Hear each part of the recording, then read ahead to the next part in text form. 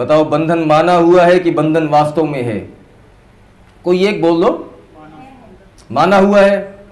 बंधन माना हुआ है, बंधन है नहीं। जिसको कोई बांध नहीं सकता, नैनम छिंदंती शस्त्राणी नैनम दहती पावकः, जिसको आग जला नहीं सकती, जल गीला नहीं कर सकता, जो मर नहीं सकता, वो अपने आप को मरने वाला मान रहा है। अजन्मा अविनाशी सर्वव्यापक सत्ता अपने आप को 3.5 हाथ का मान रहा है, अपने आप को शरीर मान रहा है। जो स्वयं आनंद स्वरूप था, जो आनंद का सागर था, वो अपने आप को दुख रूप मान रहा है। वो भिन्न भिन्न दरवाजों पर जाकर अपना माथा पटक रहा है। निरीह, दीन, गरीब हुआ, बेचारा बना हुआ अजन्मा अविनाशी तत्व, वो जो शिव तत्व था, वो जीव बना हुआ। कैसी अपनी हालत पे बेचारा, माने देखो देखो कैसा जीवन बिता रहा है, देखो कैसा जीवन बिता रहा है। देखो तुम्हारे चेहरे। मौत जिसको छू नहीं सकती, वो दिन रात मौत के भय से जूझ रहा है। दुख जिसको छू नहीं सकता, वो दिन रात आंसू बहा रहा है। विचार करो, ऐसे में अगर आपको भगवान का दर्शन हो जाए तो क्या मिलेगा? क्या मिलेगा? मम दर्शन फल परम अनुपा और जीव पाव निज सहज स्वरूपा। अगर आपको भगवान का दर्शन प्राप्त हो जाए तो आप अपने जो सहज स्वरूप हो, आत्म स्वरूप हो, आनंद स्वरूप हो, उसको प्राप्त हो जाओगे। बताओ, भगवान का दर्शन किसे कहा जाता है? क्या नाम है तेरा? श्वेता। भगवान का दर्शन किसे कहते हैं बेटा? अरे घबरा क्यों रही है? हमारे पास डंडा थोड़ी है, बोल बोल। भगवान का दर्शन माने महाराज जी आपके दर्शन हो गए हैं, आपने हमको देख लिया, हमने आपको देख लिया, हमें आपके दर्शन हो गए, आपको हमारे दर्शन हो गए ना। ये दर्शन नहीं है। भगवान का दर्शन प्राप्त हो जाना माने भगवत माने दर्शन माने फिलोसफी। दर्शन माने फिलोसफी। भगवान क्या है ये समझ में आ जाना। मम दर्शन, जो भगवत दर्शन है, जो भगवत संबंधी ज्ञान है, जो वहां अनुभूति है, जो भगवत्ता है, जब वो आपके अंतःकरण में उतर जाएगी, आपका अंतःकरण जब माने भगवदाकार हो जाएगा, जब आपको दर्शन उतर आएगा भीतर, जब संत की वाणी आपकी अपनी वाणी हो जाएगी, हमारा अनुभव आपका अपना अनुभव हो जाएगा, जिस तल पर हम खड़े होकर बोल रहे हैं आप भी उसी तल पर आकर खड़े हो जाओगे, तब आपको आपके अपने सहज स्वरूप की प्राप्ति हो जाएगी। बाहर से कोई किसी को कुछ नहीं देता है, आपकी ही वस्तु आपको प्राप्त हो जाएगी। सहज स्वरूप। सहज स्वरूप तो इसका अर्थ है कि अभी आपके पास जो स्वरूप है वो सहज स्वरूप नहीं है। अभी आप असहज स्वरूप में हो। तो नोट करो, ईश्वर अंश, जीव अविनाशी। ये जो जीव है ना, ईश्वर माने शिव, ईश्वर माने जीव, शिव, वो जो सर्वव्यापक सत्ता है, जो समष्टिगत जिसे ईश्वर नाम से जाना जाता है, उसी तत्व को शिव कहा जाता है।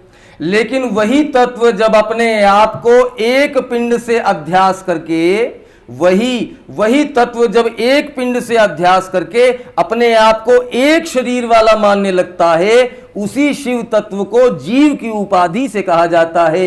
वास्तव में ये वही है, लेकिन है नहीं, क्योंकि इसने अपने आप को कुछ और मान लिया है।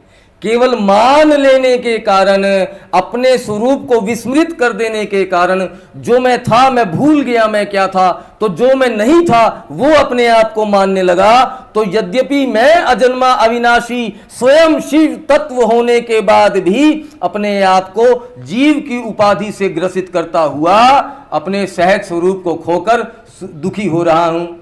ईश्वर अंश जीव, ये जीव जो है ये किसका अंश है? ईश्वर का। ईश्वर अंश जीव, तो ये कैसा है? अविनाशी। ये अविनाशी है। और चेतन है। चेतन किसे कहा जाता है?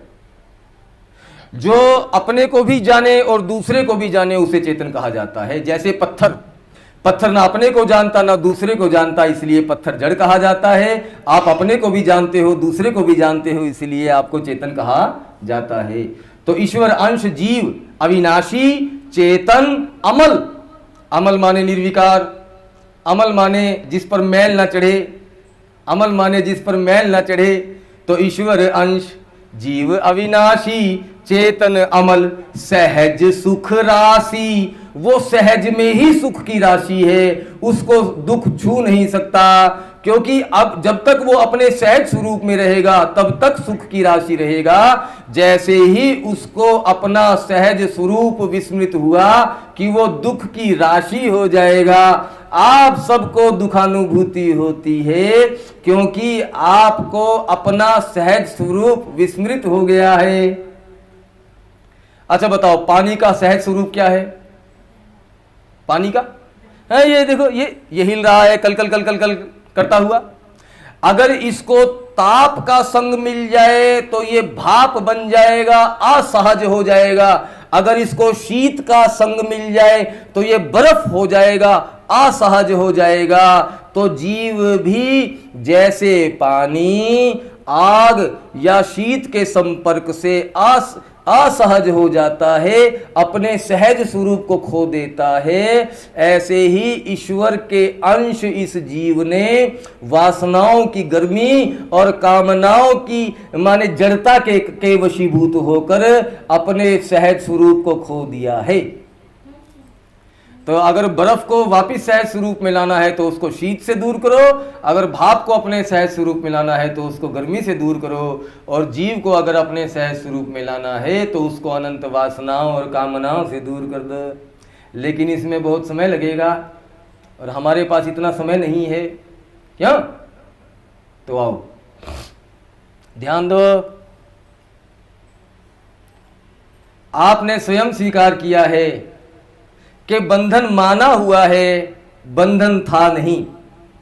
अगर आपकी ये मान्यता अभी मिट जाए, अगर आपकी ये मान्यता अभी मिट जाए तो क्या आप अभी नहीं बंधन से छूट जाएंगे? देखो, सांप था नहीं, सांप था नहीं विवेक, रस्सी थी रस्सी, लेकिन मुझे लगा सांप है। सांप था नहीं, रस्सी थी, लेकिन मुझे लगा सांप है। अब मैं वहां जाने से डर रहा हूं। तो बताओ, वो जो सांप है ही नहीं, जो भ्रम से उत्पन्न हुआ है, वो लाठी के मारने से मरेगा कि प्रकाश की व्यवस्था करने से मरेगा?